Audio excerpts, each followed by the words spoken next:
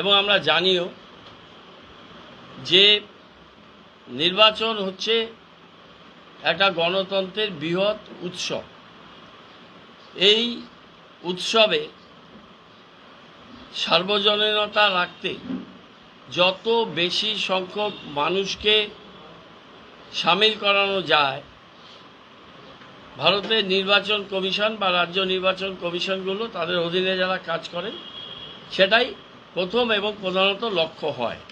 এবং এই উদ্দেশ্যে আমরা দেখি যখন ইলেকট্রাল রোল রিভিশন হয়, এটা স্পেশাল রিভিশন হচ্ছে, এসআইআর হচ্ছে, তো অতীতেও হয়েছে, ব্যাপকভাবে মানুষের কাছে প্রচার করা হয়। এর মোডাস অপারেন্ডিটা হচ্ছে, এর বেসিক কনসেপ্টটা হচ্ছে এটা যে একজনও বৈধ ভোটার যেন মেয়ার কোনো টেকনিক্যালিটিস বা কোনো ইনফরমেশন গ্যাপের জন্য বাদ না যায়। নির্বাচন কমিশনের লক্ষ্যই হচ্ছে যত বেশি সংখ্যক ইলেক্টরসকে, বৈধ ভোটারকে ফেসিলিটেট করা, যথাযথভাবে ভোটার লিস্টে তাদের নাম নথিভুক্ত করে তাদের নির্বাচনে অংশগ্রহণ করা। এবার বিহারের ইলেকশন থেকে ভারতীয় জনতা পার্টি ইলেকশন কমিশন অফ ইন্ডিয়াকে তাদের দলদাসে পরিণত করে একটা বিধিবদ্ধ কনস্টিটিউশনাল সেপারেট একটা সংস্থা, এটা কিন্তু কেন্দ্রীয় সরকারের অধীনের কোনো সংস্থা নয়। কিন্তু যেহেতু নিয়োগকর্তা এখন অনেক আইন পরিবর্তন করে কেন্দ্রীয় সরকারের ইচ্ছা অনুযায়ী হয়, অ্যাপয়েন্টমেন্টগুলো সিস্টেম পরিবর্তন করে দিয়েছে, সেই ক্ষেত্রে বিজেপি প্রভাবিত ইলেকশন কমিশন সেটা একেবারে নগ্নভাবে প্রকাশ হয়েছে। এই ব্যাপার নিয়ে বেশি কিছু আমার বলার নেই। বহুবার অভিষেক বন্দ্যোপাধ্যায়, মমতা বন্দ্যোপাধ্যায় এবং আমাদের লিডার্সরা বলেছে, ইলেকশনের কনসেপ্ট হচ্ছে প্রতিটি বৈধ ভোটার, সে যেখানে 6 মাস বা তার বেশি থাকেন এবং 18 বছর একটা কোয়ালিফাইং ডেটে তার 18 বছর হয়েছে, তাকে ভোটাধিকারের সুযোগ দিতে হবে। এখানে এই নির্বাচন কমিশনের লক্ষ্য হচ্ছে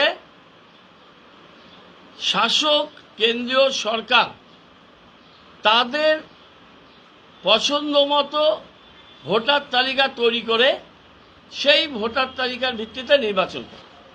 এটা হচ্ছে নিও ফ্যাসিজমের একটা নতুন ধারা, যে ব্রড বেস ডেমোক্রেসিকে একেবারে সংকুচিত করে নিজেদের পছন্দ মতো ইলেকটরাস দিয়ে ভোটটা করানো। তাতে দেখা যাচ্ছে যে আমাদের একটা বিশেষ সম্প্রদায়কে, সারা রাজ্যের কথা বলছি আমি, বেছে বেছে টার্গেট করে বাদ দেওয়া হয়েছে। এই সরল সাদাসিধে আদিবাসী, অর্থনৈতিক দিক থেকে পিছিয়ে পড়া মানুষ, যারা নানান কাজে রাজ্যের বাইরে আছে, তপশিলি জাতি, উপজাতি, রাজবংশী সম্প্রদায়, মাইনরিটিস এবং অন্যান্য অর্থনৈতিকভাবে পিছিয়ে পড়া মানুষরা যেমন আছে, তেমনি এই হয়রানির শিকার হয়ে যে মানুষগুলো মারা গেছেন এবং হয়রানির শিকার হয়েছেন, তার মধ্যে নোবেল লরেটস অমর্ত্য সেনও আছেন, তার মধ্যে আমাদের কবি জয় গোস্বামীও আছেন, তাদের মধ্যে চিফ সেক্রেটারি নন্দিনী চক্রবর্তীও আছে, তার মধ্যে আমাদের মন্ত্রী ডক্টর শশী বাজাও আছেন, তার মধ্যে আমাদের উত্তরবঙ্গের মন্ত্রী রাব্বানী সাহেবও আছে।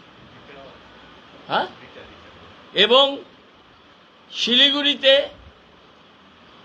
শিলিগুড়ি কেন বলবো, সারা ভারতবর্ষে অতি সম্প্রতি যিনি ওয়ার্ল্ড কাপ চ্যাম্পিয়ন দলের এবং আন্ডার 19 চ্যাম্পিয়ন দলের অন্যতম সদস্যা। ওর নাম যখন এই অ্যাডজুডিকেশনে যাচ্ছে তখন মেয়েটি অস্ট্রেলিয়ায় ভারতের প্রতিনিধিত্ব করছেন, সে এবং তার দিদি। এটা অত্যন্ত দুঃখজনক। আমি টোটাল ফ্যাক্টস ফিগার দিয়ে এর ডিটেলটা আপনাদের বলছি। কোনো সময় স্পেশাল অফিসার দিয়েছেন, তারা উইদাউট হিয়ারিংয়ে অনেক নাম তাদের হিয়ারিংয়ে ডাকেনি, তাদের অ্যাডজুডিকেশনে দিয়েছে। অ্যাডজুডিকেশনে সুপ্রিম কোর্টের নির্দেশে জুডিশিয়াল অফিসাররা করছে, তারা বেসড অন ডকুমেন্টস করবেন। আগে যদি হিয়ারিংয়েই ডাকেনি, তাদের নামই নেই আর তাদের কোনো ডকুমেন্টসই নেই, তা তো এমনি বাদ চলে যাবে বলে আমরা আশঙ্কা করছি। নাম ডিলিট করে দিয়েছে, তাদের ফর্ম 6 অফলাইনে প্লাস অ্যানেক্সার 4 অনলাইনে ফর্ম 6 করতে হচ্ছে। এই যে আমাদের নিত্য আমাদের পার্টির 38 নম্বরের লিডার, ওর নাম ডিলিটেড। আমাদের বিজু কোথায়? বিজু আমাদের 35 নম্বরের যুবর প্রেসিডেন্ট, নাম ডিলিটেড। আচ্ছা, এরকম আমাদের প্রচুর লোকের নাম শুধু অ্যাডজুডিকেশনে নয়, ডিলিটেড তালিকায় আমাদের আছে। এছাড়া আমাদের এখানে মাঞ্জা টি গার্ডেনের শিলমন্ত্রী তোপ্প দাও, এরা 200 বছর ধরে এদের পরিবাররা এখানে আছে। রিনা বালাই কটল টি গার্ডেন, হিন্দু বালাই কটল টি গার্ডেন, সরিতা ওরাও তিহানা টি গার্ডেন, রোসেলিনা এটা কি কন্ডুলান তিহানা টি গার্ডেন, জল দাও তো। সাবিনা মিঞ্জ তিহানা, নেহা মিঞ্জ তিহানা, এটা আমরা জাস্ট খালি সিম্বলিক দিচ্ছি। জাস্টিনা কুজুর বেলগাছি, আলমা এক্কা বেলগাছি, নীরজ চিক বারাই বেলগাছি, এটা কি পিনাজ না ডিনাজ? ধীরাজ মুন্ডা তিহানা, এরা এসছে এখানে।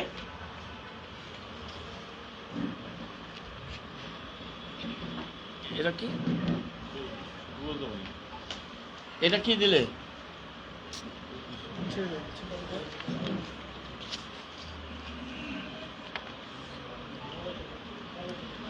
এছাড়া আমাদের যেটা হচ্ছে যে বিপুল সংখ্যক অ্যাডজুডিকেশনে রাখা আছে, জুডিশিয়াল অফিসাররা যদি এই টাইমের মধ্যে তাদের নাম এটা ডিসপোজ আপ না করতে পারেন, তাহলে ডাউটফুল লিস্টে থেকে তারা ভোটও দিতে পারবে না, এটা আমরা আশঙ্কা করছি।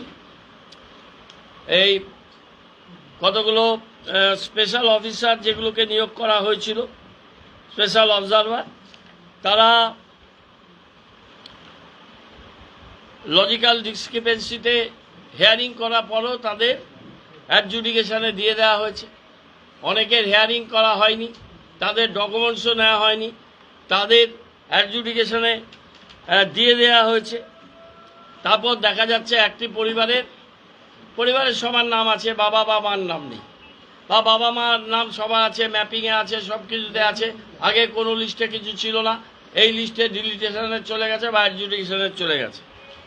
এইরকমভাবে যেটা করেছে একটা ভয়ঙ্কর প্রবণতা করেছে। আমি আপনাদের বলে দিই, 25 মাটিগাড়া নকশালবাড়িতে 3,15,534 ছিল। প্রথম পর্যায়ে যেটা এসডি হলো তাতে এটা কমে হলো 2,83,060 জন। 26 শিলিগুড়িতে 2,39,808 ছিল এবং প্রথম পর্যায়ে কেটে এটা হলো, এটা কি করেছো শিলিগুড়িটা, এটা দেখো তো, এখানে তো বাড়িয়ে দিয়েছো তোমরা, এটা তো একটা ভুল টাইপ করেছো। হ্যাঁ, 2,08,600 এর মধ্যে হচ্ছে 5,236। আরে দাঁত আগের পেজটা বলো।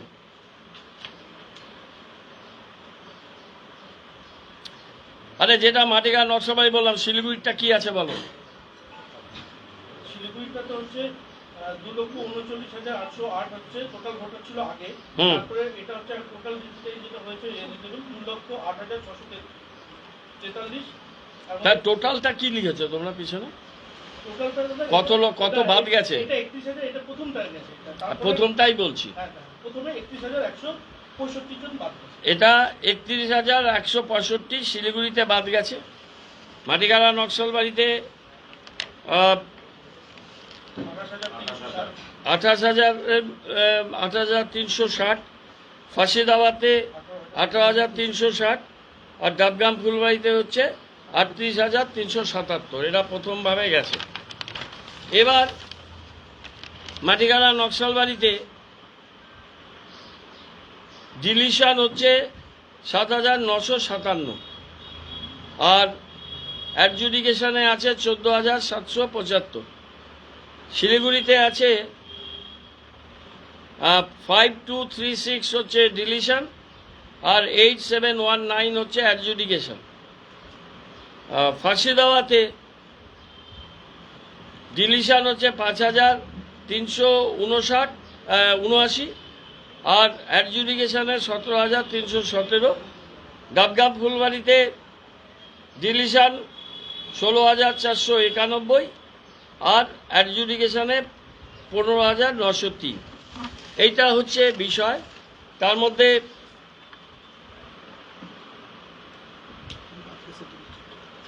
ঠিক আছে, এই যে তোমার নাম গ্রাম পঞ্চায়েতে ডক্টর জগদীশ রায়, আমাদের মুন্সি প্রেমচাঁদ কলেজে পড়া,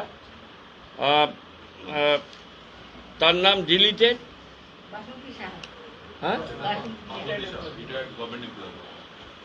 কার নাম ডিলিটেড? ওনার নাম। এটা তো আগে জগদীশটা বলতে দাও। জগদীশটা ডিলিটেড। এই কদিন ধরে থাকো ওখানে? আমি তো বাবা মা এখানে জন্ম, ওখানে জন্ম, বাবা মা ওখানে, এখানে বাবা মার ভোটের নামও আছে। বাবা মার ভোটের নাম আছে। ও এখানে জনপ্রতিনিধি, ইলেক্টেড, কলেজে চাকরি করে,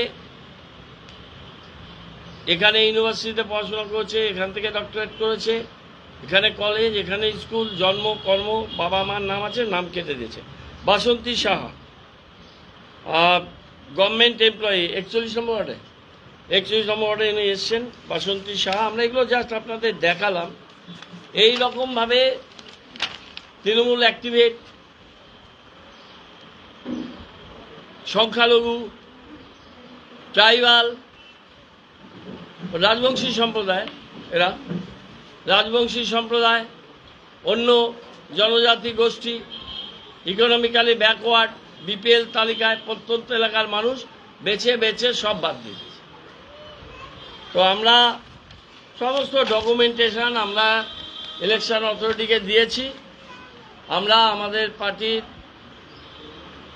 নেতৃত্ব এবং অভিষেক বন্দ্যোপাধ্যায় ওখানে যে অফিস, তাদের সাথে আমরা সম্পর্কে আছি, এবং আমরা এক তো এসআইআর নিয়ে গত 3 মাস ধরে আমরা প্রত্যেকটা ইস্যুতে, প্রত্যেকটা দিন, প্রত্যেকটা ক্যাম্পে আমাদের এখানে অফিসে এখন ফর্ম 6 প্রত্যেক দিন অনলাইনে লোকে ভিড় করে আমাদের এখানে 2-3টা কম্পিউটার সবসময় কাজ করছে। আমাদের অন্যখানে অফিসগুলোতেও এই কাজগুলো হচ্ছে। তো আমরা তীব্রভাবে নিন্দা করি যে এইভাবে একটা গণতন্ত্রের একটা উৎসব, তাকে এখানে এরা একটা প্রহসনে পরিণত করার চেষ্টা করছেন। আমরা এর তীব্র বিরোধী। মহামান্য রাষ্ট্রপতিজি আসলেন, তিনি ট্রাইবাল মহিলা, তিনি সাংবিধানিক প্রধান, আর সেই ট্রাইবাল টি গার্ডেনের মহিলা যারা 200 বছর 150 বছর ধরে যাদের পরম্পরা এখানে, তাদের নাম বেছে বেছে কেটে দিচ্ছেন। আপনাদের মাধ্যমে কি আমি মহামহিম রাষ্ট্রপতিকে বলতে পারি তিনি তার এই আদিবাসী মূলবাসীর সমস্যা নিয়ে তিনি চিন্তিত ব্যথিত। তিনি তাদের গণতান্ত্রিক সবচেয়ে বড় অধিকার, সেই অধিকার তাদের 200 বছরের তাদের পরম্পরার অধিকার, সেই অধিকার কেটে দেওয়া হচ্ছে।